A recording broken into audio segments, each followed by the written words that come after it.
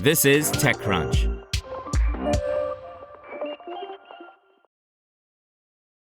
Apps catering to the Chinese and wider Asian diaspora, especially urban consumers focused on food, can be big business.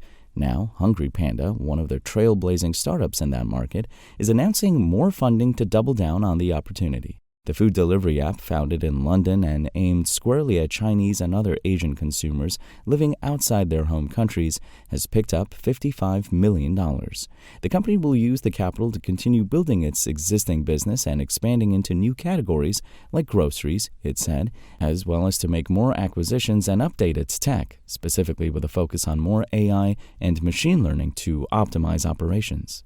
HungryPanda is not disclosing its valuation, but we understand from sources that it is now in the region of $500 million post-money.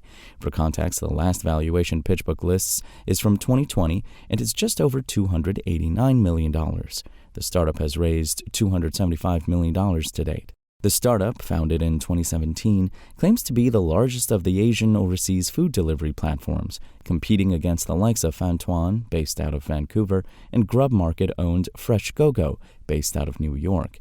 Just as both of these rivals have grown by acquisition, so too has HungryPanda, picking up Easy in Australia and Buy at Home in New Zealand. Operating as a classic three-sided on-demand food marketplace a la DoorDash or Instacart, HungryPanda said it has 6.5 million customers, 100,000 merchants, and 80,000 riders across 80 cities in 10 countries. The company's footprint has grown over the years. When it last raised funding, $130 million in 2021, it said it was alive in 60 cities. In 2020, when it raised $90 million, it said it operated in 47 cities. The first time it's disclosed customer number seems to be earlier this year, when it said it had 6 million, so that number has grown too. HungryPanda said it's aiming for $1 billion in gross transaction volume for this year, and it is already profitable. Reaching profitability while maintaining significant growth demonstrates the strength of our business model and our long-term vision. The success is a testament to the dedication and hard work of our entire team, said Eric Liu, HungryPanda's founder and CEO, in a statement. HungryPanda is more than just a delivery platform. We see ourselves as an ambassador of Asian cuisine. With this new funding, we are poised to accelerate our expansion into North America, elevate our services, and continue to champion the richness of Asian food culture on a global scale. The company is describing the capital as a refinancing and fundraise, implying that some of this is primary and some possibly secondary and/or debt. It declined to comment on the structure of the financing.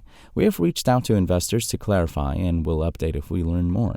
Mars Growth Capital, a JV between Liquidity Group and MUFG, is leading the round, with previous backers Perwin, Kinnevik, 83 North, and Felix also participating.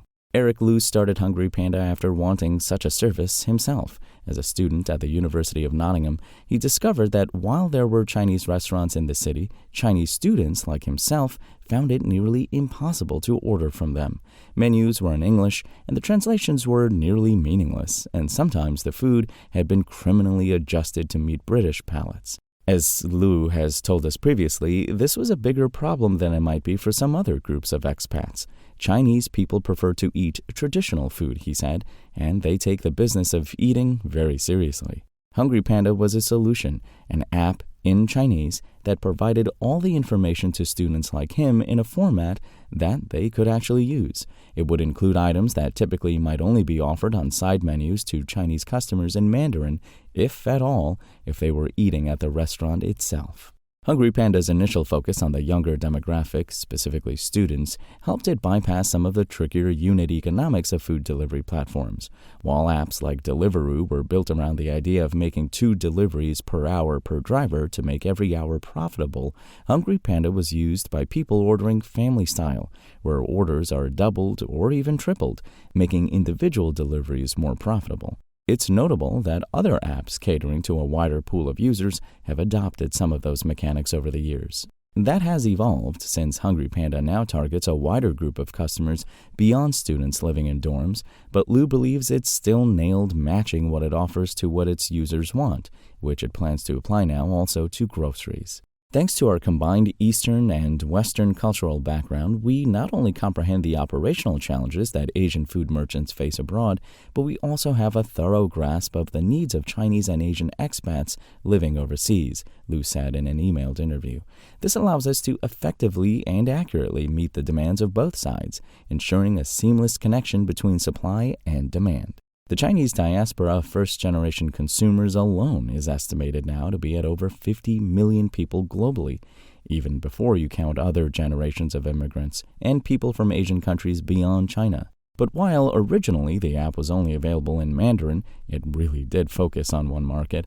In more recent years, and especially as HungryPanda has expanded to more countries, it's incorporated local languages into the mix.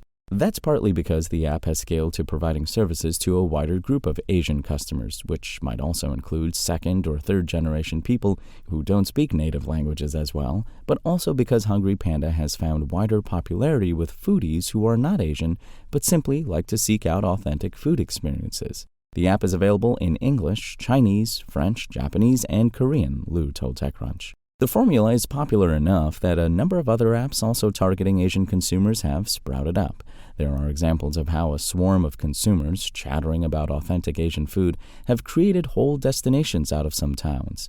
Dusseldorf, for example, saw a surge of young Chinese visitors after Chinese users in the city started posting about the food available there on social media app Xiaohongshu.